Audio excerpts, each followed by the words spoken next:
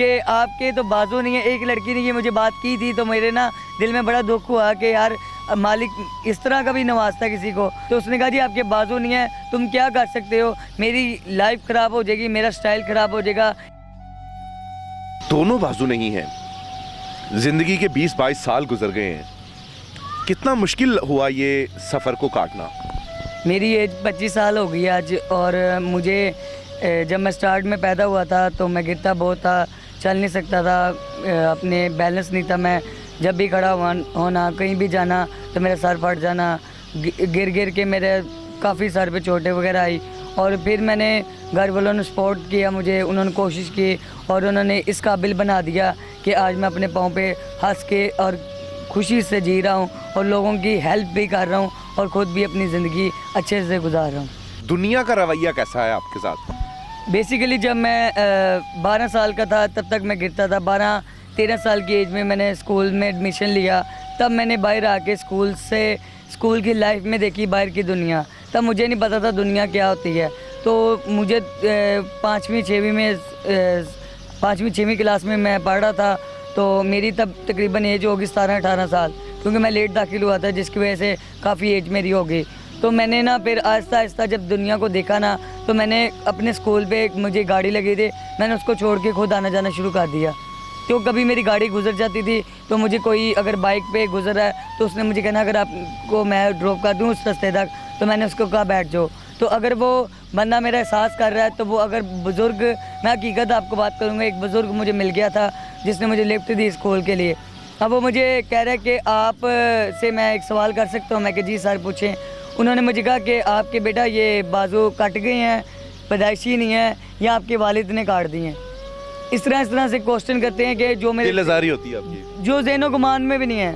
दुख होता है इस चीज़ से सुन के कि रब की बनाई हुई चीज़ है तो लोग इस चीज़ पे क्यों बात करते हैं।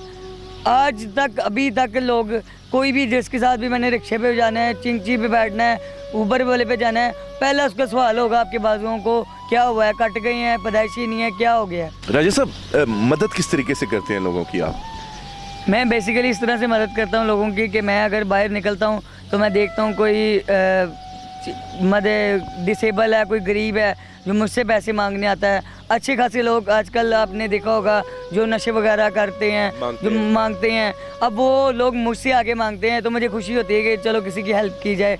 मैं फ्लैक्स डिज़ाइनिंग का काम करता हूँ, पेंटिंग का काम करता हूँ और शादी इवेंट के मुख्तलिफ मैंने कैमरास पे लोगों को, लड़कों को रखा हुआ है जो कि लड़के जाते हैं, मैं अपने दोस्त के साथ जाता हूँ, उनके साथ मूवी वगैरह का काम करता हूँ, वो लड़के बना के ले आते हैं। आपने दिलरुबा भी है कोई दिल की कि नहीं?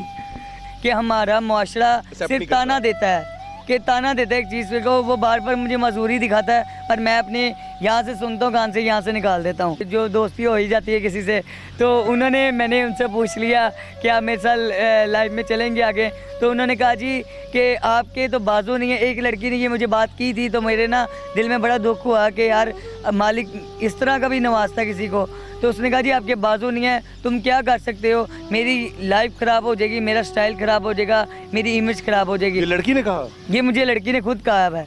तो बेसिकली ये लड़कियां ये सोचती हैं, पर उनको नहीं पता, ये आप जानते हैं या मैं जानता हूँ या हमारे नाजरीन देख भी सकते हैं कि मैं इस चीज़ का काबिल हूँ कि मैं लोगों की हेल्प करता हूँ। और मैं उस लड़की को, अगर आज वो लड़की देख भी रही हो जिसने मुझे कहा है, तो मैं उसको ये कहूँगा कि तुम्हारे जैसी हज़ारों लड़कियों को मैं खुद अपने घर में बिठा के पूरे सालों का रिज़्क खिला सकता हूँ। पाकिस्तानी अवाम आपको देख रही है, किस तरीके से ये लोग आपकी हेल्प करें?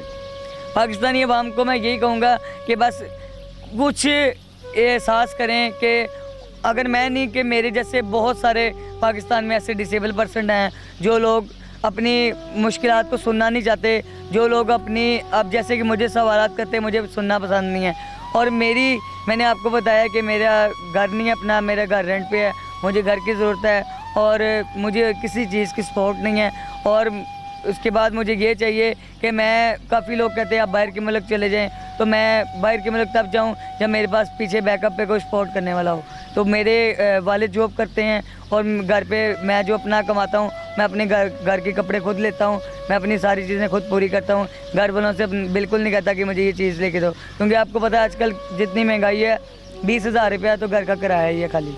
नाज़रीन, राजा अब्बास की आपने गुफ्तगू सुनी और स्पेशली उस दोशीज़ा के लिए पैगाम भी छोड़ा है कि तुम्हारे जैसी 1000 लड़कियों को मैं घर में बिठा कर खाना खिला सकता हूँ, तुम्हारी क्या औकात है मेरे आगे। अगर आप किसी को खुशी नहीं दे सकते तो उसको तकलीफ़ भी ना दें। ऐसे लोग जो बाहिम्मत हैं, असल मायनों में किसी के मोहताज नहीं हैं, उनको हौसला देना चाहिए।